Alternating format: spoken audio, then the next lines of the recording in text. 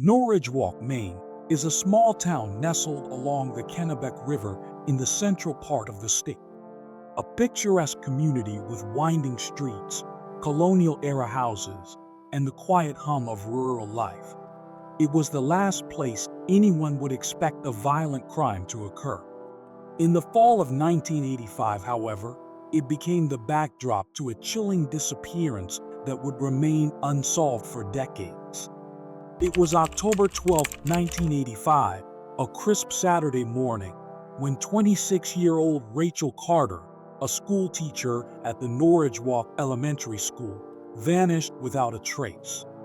Rachel had lived in the town her entire life and was well liked by students, teachers, and townspeople alike.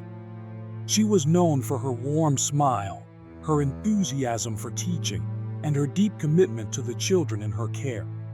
Yet, one Saturday, after a routine trip to the grocery store, Rachel Carter simply disappeared.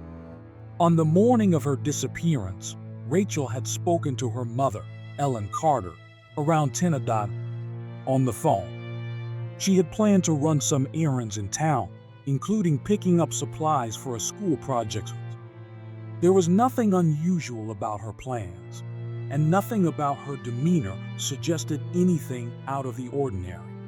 After the phone call, Rachel left her modest two-story home on High Street in the heart of Norridgewock. She told her mother she'd be back shortly. Her mother, who lived nearby, expected her to return by noon. But when Rachel didn't show up, Ellen grew concerned. The two were close, and Rachel never missed their regular weekend visits. By 2:30 p.m., Ellen called Rachel's cell phone several times, but there was no answer. Rachel's car, a 1982 Chevrolet Impala, was found parked outside the Norridgewock Hannaford supermarket, just a few blocks from her home. Strangely, the vehicle's engine was still warm, suggesting it hadn't been parked long. But there were no signs of Rachel anywhere nearby. Inside the car, authorities found her purse, her wallet, and her groceries, everything except for Rachel herself. The town of Norridgewock was small, and word of her disappearance spread quickly. By late afternoon, concerned friends and family began canvassing the streets. They searched nearby wooded areas, fields, and riverbanks, hoping to find any sign of Rachel. As dusk fell, the Norridgewock Police Department was alerted, and a more formal search was initiated. A combination of local law enforcement and state police combed through the area. They focused on the route Rachel would have taken after leaving the store High Street, where she lived, and the wooded areas along the river. They also spoke to anyone who may have seen her after she parked her car. But no one had seen her. There were no witnesses, no security footage, and no obvious leads. The disappearance of Rachel Carter rocked the small town. The idea that someone could vanish from the middle of Norridgewock without a trace was unthinkable. Rachel was not the type of person who would simply walk away from her life. She wasn't known to have any enemies, and her family and friends described her as a quiet, gentle soul who had no reason to disappear voluntarily. A series of interviews with neighbors and the townspeople yielded few clues. No one remembered seeing anything suspicious. No strange cars, no unknown figures. A few neighbors mentioned hearing a car engine rev around the time Rachel's car had been parked in front of the grocery store, but the accounts were vague and not very helpful.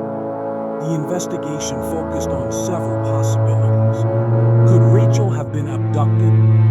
Was it a random act of violence, or could someone close to her have been involved? As the days passed, the town began to feel the weight of a creeping fear, one that many small towns had never known before. By the end of the week, the Norridgewock Police Department, assisted by the Maine State Police, began to focus on a few leads.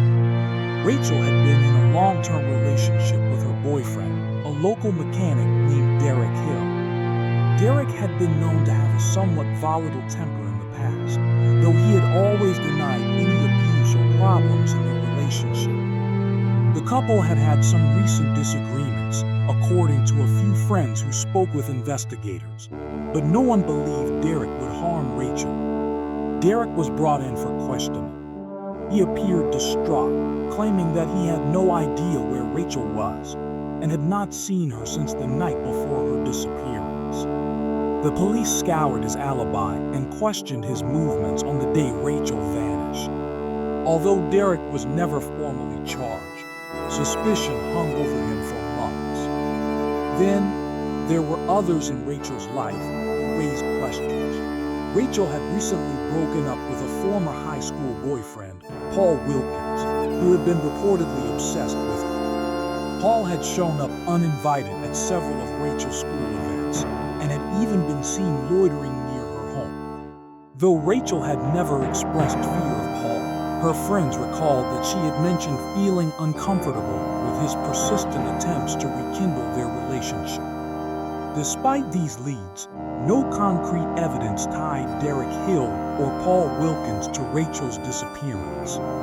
There were no signs of a struggle, no fingerprints, and no witnesses who could place either man near the scene of her call. As the weeks turned into months, the case began to stall. Without a body, without a suspect, and with no obvious leads, the investigation seemed to slow down. Speculation grew as the small town tried to make sense of what had happened. The river theory. One of the earliest theories involved the Kennebec River, which ran near the town. Some believe that Rachel might have been swept into the water, either by accident or foul play. But search teams combed the riverbanks and even used divers to check the water, but they found no sign of Rachel. This theory eventually lost traction, though it remained a subject of speculation for some. The abduction theory. The idea that Rachel was abducted by a stranger persisted, fueled by the strange circumstances surrounding her disappearance.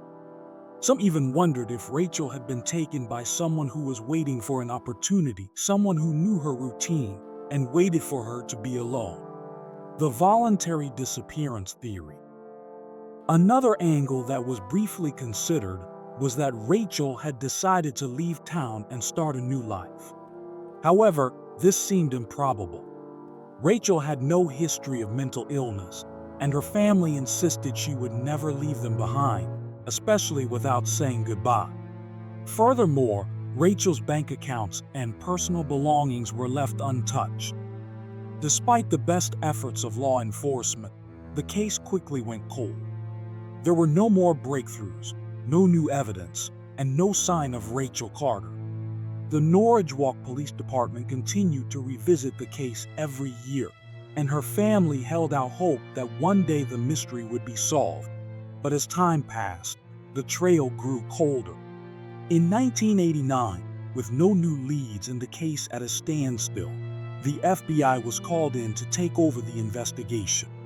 The FBI's involvement was a response to the growing public pressure, as well as the belief that the case had reached a point where federal resources might yield new insights. However, despite a renewed effort, there was still no sign of Rachel. The FBI conducted interviews, followed up on old leads, and even examined the possibility that Rachel had become the victim of a serial killer. But nothing concrete emerged. By the mid-1990s, Rachel Carter's disappearance became one of those haunting, unresolved cases that lingered in the background of small-town lore.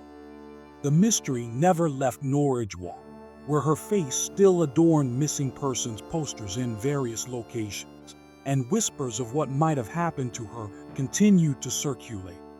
Her family, including her mother Ellen, never stopped looking for answers. Over the years, they kept her memory alive through local charity events, missing persons campaigns, and newspaper stories. But as the years passed, the cold case became more of a symbol of unfulfilled justice than an ongoing investigation. Rachel Carter, a young woman with a bright future, had simply vanished into thin air. Theories abound, and memories fade. but her disappearance remained one of the most enduring and tragic mysteries in Maine's history. In 2005, after 20 years, Rachel's case was officially closed by the Norridgewock Police Department. The lack of evidence, the absence of new information, and the relentless passage of time made it impossible to continue. The case was marked unsolved, a sobering label that left Rachel's family and the town of Norridgewock with little more than unanswered questions. Though the investigation officially ended, the questions remain. Did Rachel Carter fall victim to a violent crime, or did she simply disappear without a trace? Was it a planned abduction, or something even more sinister? The mystery lingers, leaving the town of Norridgewock to wonder what happened to the young schoolteacher who seemed to vanish without a trace. Rachel Carter remains missing, and the case remains cold, one of the many mysteries that haunt the quiet streets of small-town America.